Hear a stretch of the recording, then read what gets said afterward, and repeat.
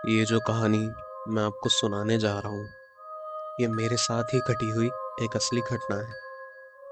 लगभग 7 साल पहले की बात है। गांव में मेरे भैया की शादी लगी हुई थी और हमें गांव जाना था। ट्रेन 2 दिन बाद की थी। हम ट्रेन से निकले और धीरे धीरे शहर की रोशनी, आवाज और भीड़ मानो पीछे छूटती गई और एक अजीब से सन्नाटे ने हमें घेर लिया। गांव भी अपने में ही बहुत ही अलग होता है। लोगों की जिंदगी बहुत सरल होती है। लोग वहाँ शहर के मुकाबले ज्यादा खुश रहते हैं। लेकिन गांव की कुछ बातें ऐसी भी होती हैं जो शायद किसी शहर वाले की जिंदगी हमेशा के लिए बदल के रखते हैं। हम गांव पहुंचे और जब पुराने घर के आंगन में हमने कदम रखा तो मिट्टी की खुशबू के साथ हल्की सी ठंडक महसूस हुई, जैसे दीवारें भी चुपचाप कुछ कह रही हों। रात का वक्त था। मेरा छोटा भतीजा भी मेरे साथ था। वो बार बार एक ही बात कह रहा था, चाचू कुछ खिला कर लाओ ना, दुकान ले चलो, मुझे कुछ लेना है। उसकी आवाज उस सन्नाटे में और तेज लग रही थी। गांव की वो जो दुकान थी, वो एक लौती सबसे बड़ी दुकान थी, तो इसलिए वो ज्यादा देर तक खुली रहती थी। एक पतले से सुनसान रास्ते से होकर जाती थी। दोनों तरफ बस खेतों का समुद्र, और जब हवा उन फसलों से टकराती तो ऐसा लग रहा था जैसे धीरे धीरे कान में कुछ फुसफुसा रहा हो। शादी से एक दिन पहले रात के करीब 9 बज रहे थे। अब हम शहर वालों की जिंदगी अलग होती है। शहर में 12 बजे तक भी चहल पहल बनी रहती है, लेकिन गांव में लोग 7 से 8 बजे के करीब अपनी दुकानें बंद करके अपने घर चले जाते हैं। गांव में इस वक्त तक सब कुछ बंद हो जाता है और सड़कें मानो ऐसी खाली हो जाती हैं जैसे सन्नाटे ने उसे घेर लिया हो। दूर अंधेरे में वो एक अकेली दुकान बस एक हल्की सी पीली रोशनी के साथ चमक रही थी। हम दोनों उस तरफ बढ़ रहे थे और पैरों के नीचे कंकड़ों की चर चर आवाज उस सन्नाटे को चीर रही थी। हवा धीरे चल रही थी, लेकिन अब वो हवा ठंडी नहीं, थोड़ी अजीब लग रही थी।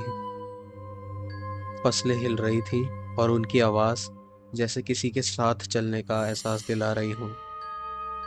मैंने दुकान वाले से कहा, इसको जो चाहिए दे दो, मैं 2 मिनट में आता हूँ। मैं थोड़ा आगे गया।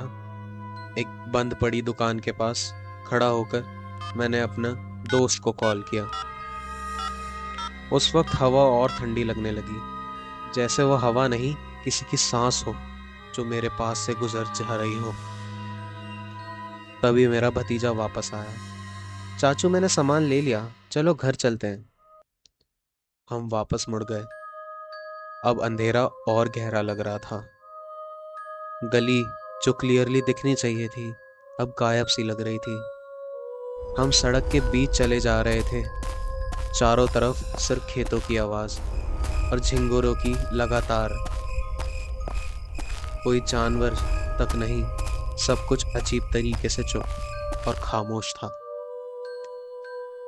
तभी सामने से एक बाइक की तेज रोशनी दिखी। हम साइड हो गए।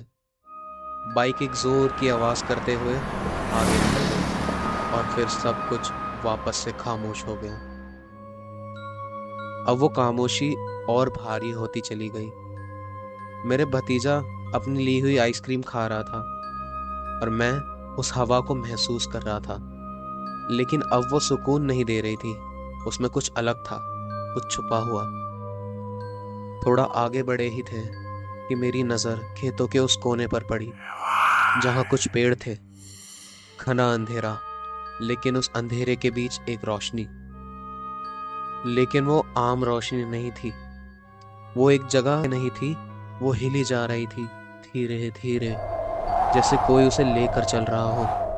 और सबसे डरावनी बात, वो हमारे साथ साथ ही चल रही थी। मेरे कदम वहीं रुक गए। मैं बस उसे देखता रह गया, जैसे किसी ने मुझे पकड़ लिया हो, जैसे कि मैं उस रोशनी की तरफ खिंचता चला जा रहा हूं। ना मैं चल रहा था, ना सोच रहा था, जैसे वो वक्त रुक गया हो।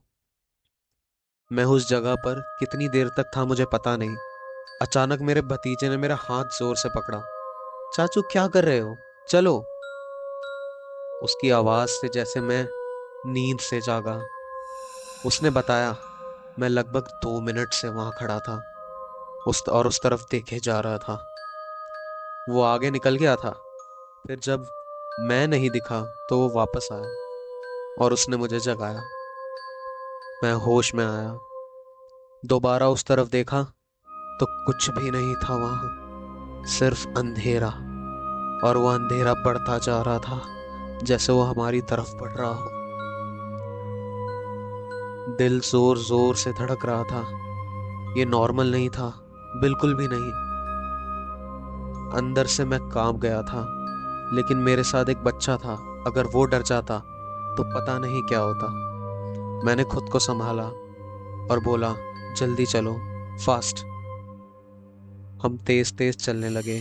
हमारे कदम नॉर्मल रफ्तार से बहुत तेज चल रहे थे। अब हमें हर आवाज डरावनी लग रही थी, हर हवा का झोंका जैसे पीछा कर रहा हो। आखिर हम गली के कोने पर पहुंचे। वहां एक बड़ा सा पीपल का पेड़ था और उसके नीचे श्री हनुमान की एक बड़ी सी मूर्ति थी। वहां एक अजीब सी शांति थी, जैसे किसी ने हमें बचा लिया। हम कुछ देर वहीं पर बैठ गए।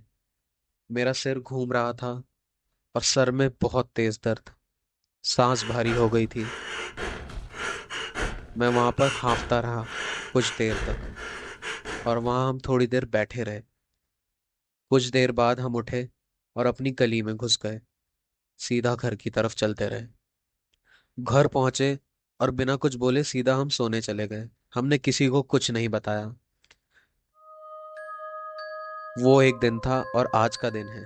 आज तक नहीं पता चला कि वो था क्या, वो रोशनी, वो एहसास, वो 2 मिनट।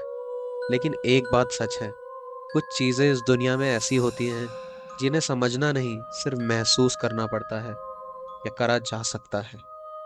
और आज भी मेरा वो छोटा भतीजा जो अब बड़ा हो चुका है, वो रात, वो रोशनी, हम दोनों आज तक नहीं भूल पाए।